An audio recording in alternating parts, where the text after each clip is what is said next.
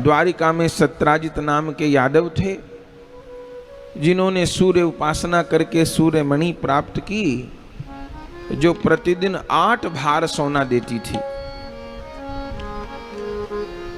अब इतनी प्रभुता इनको मिल गई, एक भार में 8 मन, माने 64 मन सोना उस मणि से झरता था, ऐसी वो अद्भुत मणि थी।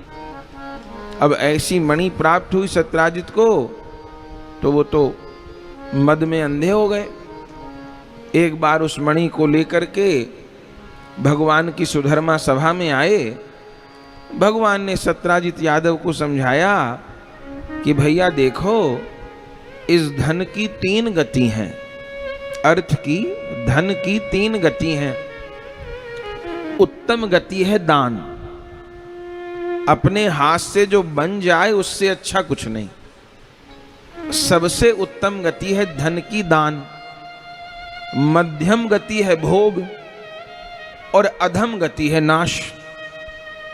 कलयुग में प्रायः नाश वाली गति अधिक होती है, सारी जिंदगी जोड़ते निकल जाती है।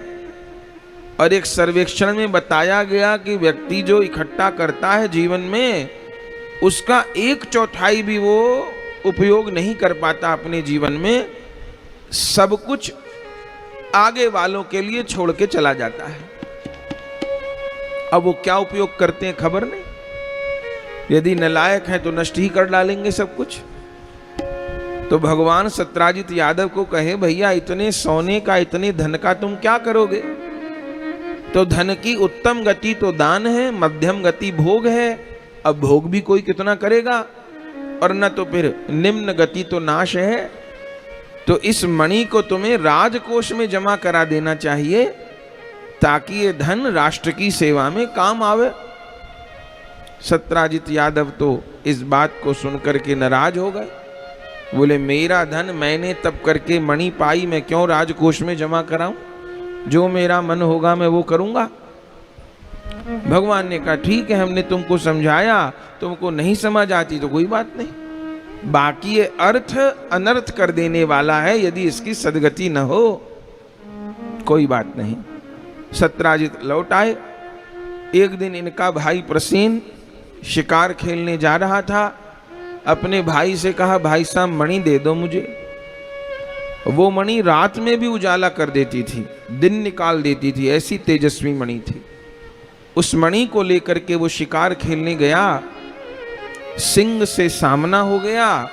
वो तो सिंह को मार नहीं पाया, सिंह ने प्रसेन को मार दिया, मणि ले ली।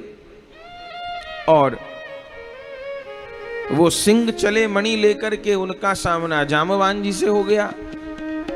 जामवान जी ने उस सिंह को मार डाला, उससे मणि ले ली और अपनी कन्या जामवती को दे दी। ये जामवान जी कौन है? ये जामवान जी वही रामलीला वाले जामवान हैं। हनुमान जी की तरह ये भी चिरंजीवी हैं, सतयुग में भी हैं। सतयुग में भगवान जब वामन अवतार लिए तो इन्होंने वामन भगवान की परिक्रमा की थी, और रामलीला में भी है, रामलीला में तो है ही, और द्वापर लीला में भी है, और कलयुग में भी है, चिरंजीवी हैं जामवंत जी। तो जामवंत जी उस मणि को अपनी गुफा में ले गए। इधर सत्राजित का भाई प्रसेन लौटा नहीं, और सत्राजित यादव ने झूठे ही अफवाह फैला दी द्वारिका में कि मेरे भाई को मार करके श्री कृष्ण ने मणि छीन ली, इन्हीं की नियत आ रही थी मेरी मणि पर। भगवान पर आरोप लगा, और जैसे भगवान पर झूठा आरोप लगा, सबसे पहले प्रभु क्या किए? सबसे पहले प्रभु अपने पद का त्याग किए, सुधर्मा सभा में जाना छोड़ दिए। जैसे आज जहां से देश चलता है उसको लोकसभा, विधानसभा, राज्यसभा कहते हैं। भगवान के समय में उस सभा का नाम सुधर्मा सभा, जहां सब कुछ धर्म के अनुसार होता हो। जैसे प्रभु पे मिथ्या आरोप लगा, कोई आधार नहीं था, भगवान सबसे पहले सभा में जाना छोड़ दिए। ये है हमारे शास्त्र की राजनीति, कितनी शुद्ध राजनीति। कि राजा पर झूठा आरोप लग गया, पद छोड़ दिया। और अभी क्या स्थिति है, एक एक मंत्री पे 10-10 घोटाले के केस चल रहे होते हैं।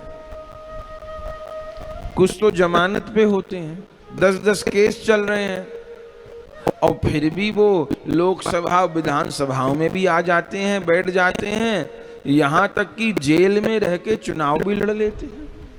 ये आज की राजनीति है।